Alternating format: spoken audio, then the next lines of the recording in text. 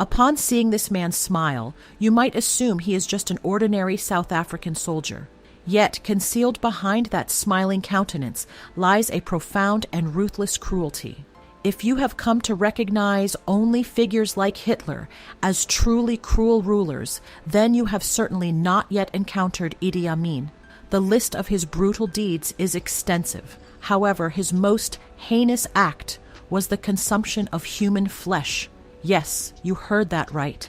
Idi Amin would sometimes devour the flesh of his victims raw, or he would spend hours conversing with their corpses, only to eventually fall asleep beside them. During the 1970s, the very name Idi Amin became synonymous with death in Uganda. He commissioned the construction of a massive building in Uganda, ostensibly to house weaponry, yet not a single weapon was ever kept there. Instead, it served as a holding ground for Idi Amin's hostages, whom he subjected to torture in the most grotesque and inventive ways. He would execute them via electrocution, then dismember their bodies and feed the remains to crocodiles. This is the very building where Idi Amin, placing his fourth wife, who was pregnant at the time, upon a table, severed her hands and surgically reattached them to her legs, while severing her legs and attaching them to her arms.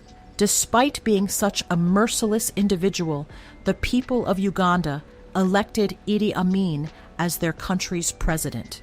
In fact, the populace there held him in the highest esteem and affection. But why? Why, despite his repeated acts of brutality, did the people choose him as their president? Well, the saga of this mad president begins in 1925 in a region known as Koboko. It was here that Idi Amin was born into the Kakwa tribe. At that time, much like other nations of the Third World, Uganda remained under British colonial rule. It is said that the Kakwa tribespeople of Africa were an exceptionally fierce and warlike people. They would frequently engage in combat, and on occasion they would kill both animals and humans to consume their blood, a practice that served as a form of ritual for them. It was amidst such surroundings that Idi Amin grew up. Consequently, to Idi Amin, the act of killing another human being and consuming their flesh was nothing more than a commonplace occurrence. When he was 7 years old, his parents separated. Shortly thereafter, Amin's mother took him with her and relocated to the town of Bombo. For a poor family, living in the city was an immense financial struggle. Due to their poverty, his mother was unable to provide him with a proper education. Consequently, he was forced to abandon his studies to take up work. At the age of 21, he enlisted in the British military, where he initially served as a cook. He went out of his way to assist the British in various ways in an effort to please them. The British reasoned that a local man who treated his own countrymen with such cruelty would undoubtedly make an excellent soldier in their army. The King's African Rifles was a British military unit tasked with suppressing insurgencies rising against British rule. The British soon began training Idi Amin for combat within this unit. Standing 6 feet, 4 inches tall, and possessing a powerfully muscular physique, Idi Amin cut a figure distinct from the other soldiers. Moreover, the British were in need of an uneducated yet loyal soldier, someone who would consistently act in their best interests, and Idi Amin fit this description perfectly in their eyes. He obeyed every single one of their orders without question. Under British command, he underwent training in swimming, rugby, boxing, and general military tactics, and he actively assisted the British in expanding their influence across Africa. He became so trusted in the eyes of the British that upon merely witnessing any act of protest against them, he would not hesitate to kill the rebels from his own country. The British were astonished to observe the ruthless measures Idi Amin took against his own people. Consequently, they deployed him to northern Kenya to combat Somali rebels. During the Mau Mau uprising, which spanned from 1952 to 1960, Idi Amin unleashed such a brutal campaign of slaughter that he would capture rebels and bury them alive in the ground. His methods of killing were so savage that they struck terror into the hearts of the insurgents. Impressed by this blend of valor and ruthlessness, the British rewarded him with a steady rise through the military ranks. By 1962, he had risen to become the second highest-ranking officer in the British Army within the region. After attaining the highest rank in the British Army, he found a friend in this position, an African named Milton Obote. He, too, was a high-ranking officer in the British Army. Their friendship grew so deep that together they managed to hoodwink the British and began smuggling gold, ivory, elephant tusks, and weaponry. In fact, it was from this period that Idi Amin began to misuse his power. Moreover, if any Ugandan citizen dared to oppose them, they would have them killed. However, by the time the British discovered what was happening, it was already too late. This was because, by then, the British had grown weak. Furthermore, Uganda was on the verge of breaking free from British colonial rule to emerge as an independent nation. Consequently, even if the British had wished to punish them, they were powerless to do so. And even if the Ugandan people themselves had sought to bring them to justice, there was simply no influential leader present at that time capable of leading the nation. Consequently, on April 9, 1962, after Uganda became an independent nation, Milton Obote became the president of Uganda, while Idi Amin was appointed commander of all armed forces. Technically, according to protocol, Idi was now under Obote's command. However, in the beginning, the two were friends who had previously served in equivalent capacities. Consequently, Idi felt a moral reluctance to take orders from Obote. Thus, disagreements regarding position and power began to emerge between the two. Idi even went so far as to secretly begin raising a special army with the specific intent of assassinating Obote. However, the moment news of this reached Obote, he immediately demoted Idi. He stripped him of the title of Commander-in-Chief of all armed forces, reassigning him instead as Commander-in-Chief of the army. From that point onward, Idi harbored a deep and intense resentment toward Obote. Now he desired only two things: the presidency and Obote's death. Yet he did not seek this vengeance directly. Instead, to consolidate his position, he began mingling with the common people, dancing with them, listening to their grievances, and offering assistance whenever necessary. In this manner, his popularity among the public steadily grew, and the people began to embrace him. Eventually, the moment he had long awaited finally arrived, the opportunity to oust Obote from power. In truth, Obote's reputation was already tarnished due to his alleged involvement in smuggling.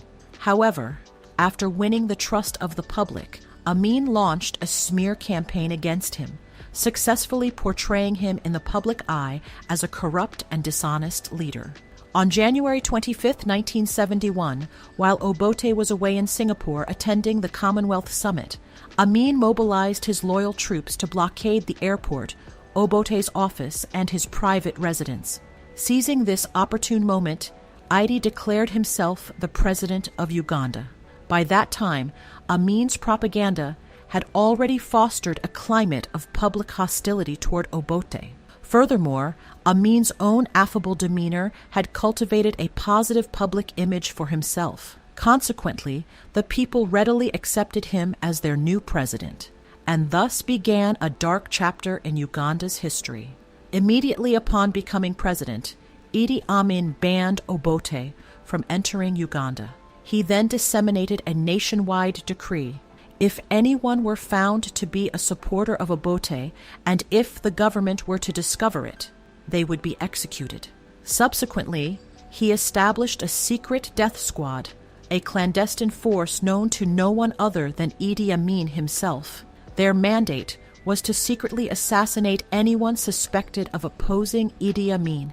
His power was so absolute that he would order the extermination of entire tribes based solely on suspicion.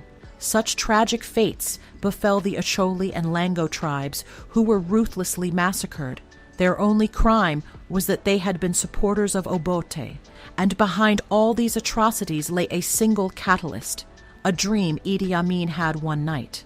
He claimed that God had appeared to him in a dream and commanded him to expel every Asian from the country, warning that otherwise they would follow the British example and establish a colonial foothold in Uganda.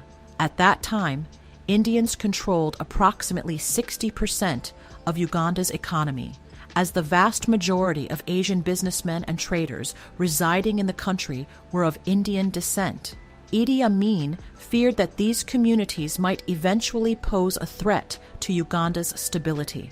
Consequently, he ordered the seizure of all foreign-owned property and decreed the expulsion of all foreigners from Uganda. Those Asians who refused to leave were rounded up, transported to Idi Amin's concentration camps, and subjected to torture. Gradually, this campaign of murder and violence escalated into full-blown genocide. Whether the victims were Asians or members of local tribes, everyone was subjected to torture without distinction. To ensure that the torture was being administered with sufficient brutality, Idi Amin would personally visit these concentration camps. His soldiers would drag the victims into specific chambers, whereupon Idi Amin himself would seal the doors. Inside, the victims were subjected to a horrific array of torture methods. At times, much like in Hitler's concentration camps, poisonous gas would be released into the chambers. At other times, the rooms would be electrified and then flooded with water. The victims would writhe and scream in terror and agony. Yet, the door would not be opened until they had breathed their last. Once they died, their bodies were hacked into pieces and thrown to a pack of crocodiles. Occasionally, Ed would consume their flesh raw. At other times, he would carry the corpses into his room, Ed's secret room, and spend hours talking to them, passing the time in their company, before finally falling asleep beside them. No one knew what Ed did inside that room. However, the true secret of this room was revealed when his fifth wife one day secretly entered it. What she witnessed there left her utterly terrified. The ground seemed to give way beneath her feet. She discovered numerous corpses lying inside the room, many of which had been dismembered. Body parts such as livers, noses, lips, and genitals were missing. No one had the slightest inkling of this dark side of Idi. In the eyes of the general public, he always projected a friendly demeanor. Yet gradually, his true nature began to be exposed to the public. He even once blurted out in an interview that human flesh tastes saltier than the flesh of a cheetah. As time went on, his madness only intensified. He believed that absolute power could be consolidated through intimidation.